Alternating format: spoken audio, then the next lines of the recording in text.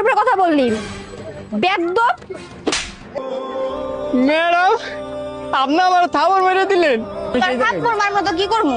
তুই আমার সাথে যে বেয়াদবিটা করছস, তা থাপ্পড় এটা কম হয়ে যায়। হ্যাঁ ম্যাডাম, আপনি ঠিক কথাই কইছেন, ওর জন্য থাপ্পড়টাও কম হয়ে যায়।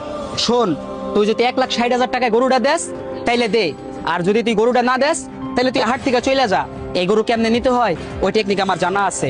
ভাই, আপনি আমার লগে জুলুম করতেছেন।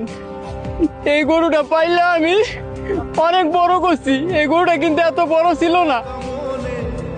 গরুর লিগে ঘাস কাটতে আনি হে দূর থেকে, ঘাস কাটতে আনি না গরুটারে খাওয়াই, আর আপনি আমার লগে এরকম জুলুম করতেছেন।